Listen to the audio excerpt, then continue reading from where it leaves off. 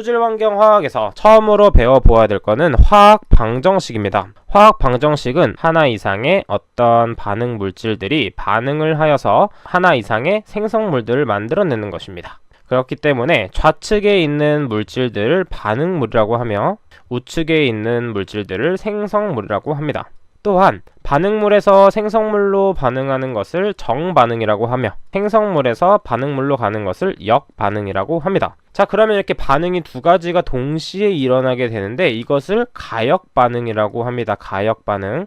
우리 지구상에 있는 대부분의 화학 반응들은 가역적인 반응이다 라는 것 정도만 알고 계시면 되겠습니다.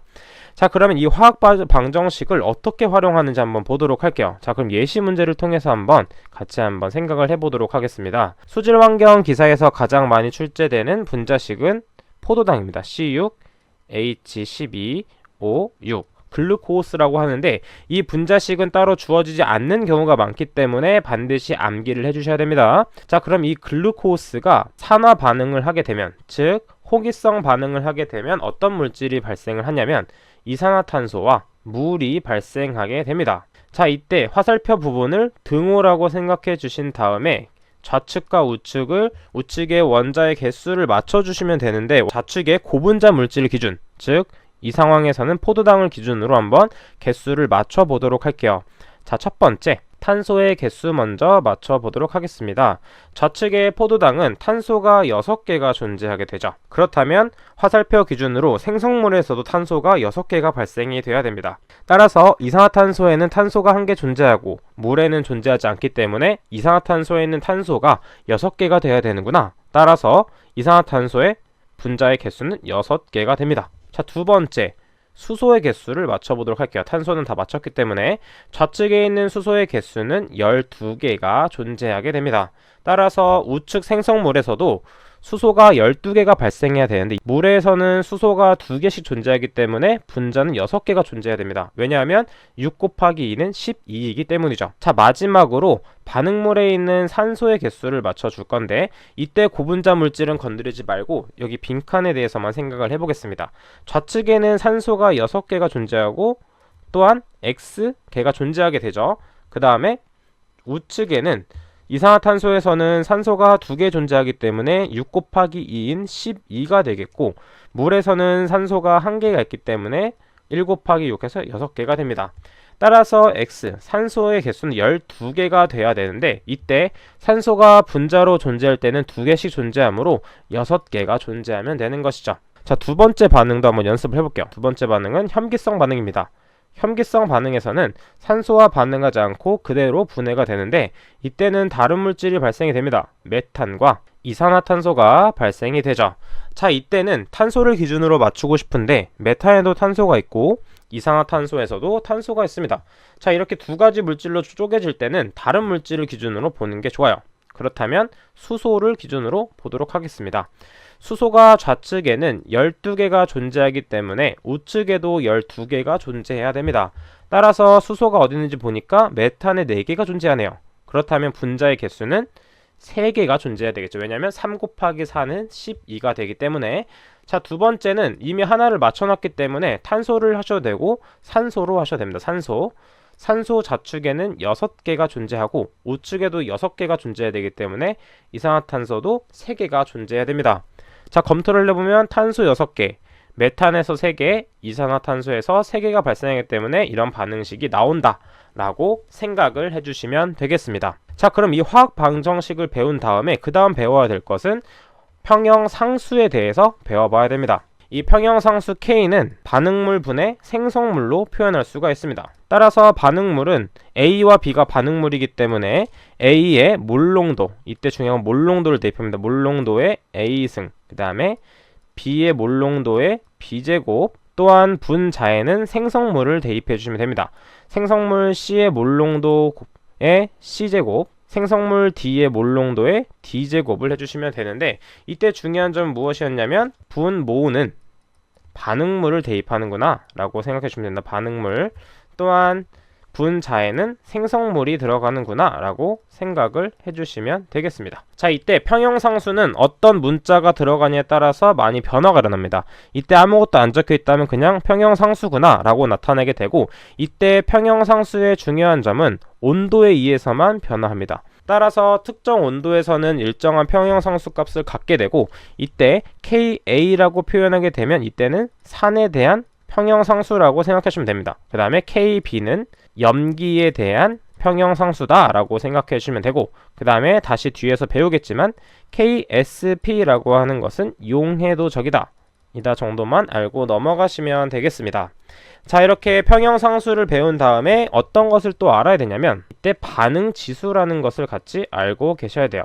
반응지수란 무엇이냐면 현재 상태의 농도를 이용해서 이것이 평형인지 정반응인지 역반응인지 알아보는 것입니다. 반응지수도 마찬가지로 Q라고 나타내며 이때 그대로 평형상수와 같은 개념을 사용합니다. 이걸 그대로 가져와 볼게요. 자, 이때 중요한 것은 반응지수와 평형상수를 비교해서 출제가 많이 되는데 어떤 상황이 되는지 한번 보도록 할게요. 만약에 평형상수 K가 반응지수보다 컸을 때는 무슨 반응일까 생각을 해보겠습니다.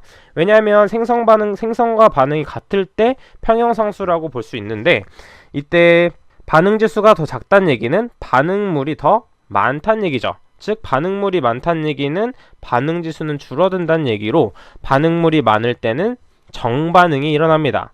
즉 평형상수가 반응지수보다 클 때는 반응물이 생성물보다 많이 있을 때고, 이때 반응은 정반응입니다. 정반응. 자, 두 번째 반대로 평형상수 K가 반응지수 Q보다 작을 때는 생성물이 더 많습니다. 그래서 반응물보다 생성물이 많기 때문에 생성물이 많게 되면 평형을 이루기 위해서는 역반응이 진행이 되죠. 따라서 이때는 역반응이 일어나는구나 라는 걸 알고 계시면 되겠습니다. 마지막으로 평형상수 K가 반응지수와 같다면 이것은 평형 상태에 도달을 한 것이구나 라고 알고 계시면 되겠습니다. 자, 그럼 우리가 평형상수와 반응지수에 대해서 배워봤는데, 그 다음에 배워봐야 될 거는 용해도적이라는 것을 한번 배워봐야 됩니다. 용해도 곱이라고도 하는데, 이 용해도 곱은 난용성 물질에 적용이 됩니다. 난용성 물질은 어떤 것이냐면 침전이 되거나 물에 거의 녹지 않는 녀석입니다. 물에 녹지 않는 녀석들을 난용성 물질이라고 해요. 예를 들어서 MA라는 물질이 있는데 이거는 고체 상태로 난용성 물질입니다. 자, 이게 이온 상태로 변하게 되는데 M 플러스와 A 마이너스로 변하게 되겠죠. 자, 이때 용해도적 KSP를 표현하게 되면 난용성 물질과 물 같은 경우는 몰농도를 1로 가정을 하게 됩니다. 따라서 이때는 반응물은 쓰지 않고 생성물에 대해서만 써주시면 됩니다. 자, 이것도 마찬가지로 평형상수와 같은 걸로 보게 되면 KSP와 반응지수와의 관계를 보게 되면 밑에서도 보다시피 평형상수가 반응지수보다 클 때는 정반응이 일어납니다. 정반응은 반응물에서 생성물로 이동하는 것으로, 반응물에서 생성물로 이동하게 되면 침전이 발생하지 않고 이온이 발생하게 되죠. 따라서 정반응일 때는 침전이 되지 않는다라고 생각을 해주시면 됩니다. 자, 그럼 반대로 용해도적이 반응지수보다 작게 되면 밑에서 배웠던 것처럼 역반응이 일어나게 되며, 이때는 역반응이 일어나서 난용성 물질이 생성되기 때문에 침전이 발생하게 됩니다. 마찬가지로 KSP가 Q와 같다면 평형을 이루게 되겠죠. 자, 이것도 중요하기 때문에 반드시 체크하고 넘어가 주시면 되겠습니다. 자, 그럼 책을 통해서 문제를 한번 풀어보도록 할게요. 수온 25도씨에서 AgCl의 물의 용해도가 1 곱하기 10의 마이너스 4제곱 몰이라면 이때 이 M은 몰농도죠. 몰 퍼 리터입니다. 몰 농도라면 AgCl에 대한 용해도적은 얼마인가? 자, 이때 이 괄호 안에는 각각의 몰 농도가 들어간다고 했어요. 자, 그리고 이 반응식은 주어지는 것이 아니라 AgCl이 물에 들어가면 Ag와 Cl이 반응한다 해서 이온으로 나온다라고 여러분들이 연습을 많이 해주셔야 됩니다. 따라서 KSP는 생성물에 대한 식으로만 쓴다고 했기 때문에 KSP는 Ag의 몰농도 곱하기 CL의 몰농도로 보게 되면, 여기서 질문이 하나 있을 거예요. 선생님 여기 물의 용해도라고 했는데 몰농도로 되나요? 하고 있는데 용해도와 몰농도는 같다고 생각해 주시면 돼요. 이때만 용해도가 몰농도가 아닌 그람 농도로 돼 있다면 몰로 전환을 해주신 다음에 몰농도를 대입해 주시면 됩니다. 따라서 KSP는 AG의 몰농도가 1 곱하기 10의 마이너스 4제곱, CL의 몰농도 또한 1 곱하기 10의 마이너스 4제곱이기 때문에 용해도 적은 1 곱하기 10의 마이너스 8제곱이 나오게 되죠. 자, 여기서 또 한 번 질문을 하실 거예요. 자, AgCl의 용해도만 나와 있는데 Ag와 CL의 몰농도는 어떻게 하나요, 선생님? 이러면 이쪽에 반응식을 보는 겁니다. 이제 반응식을 앞에서 배웠기 때문에 한 개의 몰이 반응하기 때문에 나머지도 똑같은 몰농도가 반응하는 것입니다. 예를 들어서 만약에 CL이 2개가 발생했다면 AgCl의 몰농도의 2배를 해주게 돼서 2 곱하기 10의 마이너스 4제곱이 되는 것이에요. 자, 이것은 반응식에 따라 다 다르기 때문에 같은 몰이면 같은 몰이 나온다 라고 생각을 해주시면 되겠습니다. 자, 다음은 이온 평형에 대해서 배워보도록 할게요. 자, 이온 평형 중에 물의 이온곱 상수에 대해서 배워보도록 할게요. 이때 이온곱 상수는 KW라고 표현합니다. 평형상수이지만 물에 대한 평형상수이다 라고 보실 수가 있고, 이때 H2O는 어떤 반응이 있는지 한번 보도록 할게요. H2O는 반응하게 되면 수소 이온과 수산화 이온으로 분해가 됩니다. 따라서 KW라고 표시를 하게 되면 이때 물은 몰농도를 1로 보기 때문에 이때도 마찬가지로 생성물에 대해서만 써주시면 됩니다. OH-라고 표현할 수 있고, 이때 25도씨 기준에서 물의 이온곱 상수는 1.0 곱하기 10의 마이너스 14제곱이라고 볼 수가 있어요. 따라서 이때 pH를 구할 수가 있는데, 이때 pH는 양변에 로그를 씌워서 풀 수 있습니다. 로그 H 플러스 곱하기 OH 마이너스, 우변에는 로그 1 곱하기 0, 1.0 곱하기 10의 마이너스 14제곱 있습니다. 자, 이때 로그 안에 곱하기 꼴로 있을 때는 로그가 분리가 돼요. 더하기 꼴로 분리를 시킬 수 있습니다. 이때 그래서 로그 H 플러스 더하기 로그 OH 마이너스라고 볼 수가 있어요. 자, 그리고 로그는 이때 아무것도 안 썼을 땐 상용 로그라고 해서 10이 숨겨져 있습니다. 따라서 이때 지수는 앞으로 내려올 수 있게 돼서 마이너스 14와 같게 되죠. 자, 우리가 알고 있는 pH, 이때 이 p의 의미를 알고 계셔야 됩니다. 이때 이 p는 뭐냐면 상용 로그의 역수를 뜻해요. 자, 로그를 역수를 취하기 위해서는 로그 앞에 음수를 곱해줘야 돼요. 따라서 음수를 곱해주게 되면 마이너스 로그 h 플러스 마이너스 로그 OH 마이너스 그리고 14가 됩니다. 자, 좌측에도 음수를 곱하면 우측에도 음수를 무조건 곱해야 됩니다. 따라서 이걸 한 번 더 변형시키면 로그 H 플러스 1, 그 다음에 pH로 나타낼 것이기 때문에 14 마이너스 로그 OH 마이너스 1로 표현할 수가 있죠. 따라서 우리는 이것을 pH라고 표현할 수 있으며 pH는 14 마이너스 POH라고 표시할 수 있습니다. 즉 POH, 수산화 이온에 대한 것을 빼주게 되면 pH가 나오게 된다는 것이죠. 이 식은 중요하기 때문에 증명 과정은 모르더라도 이 식은 반드시 암기를 해주셔야 됩니다.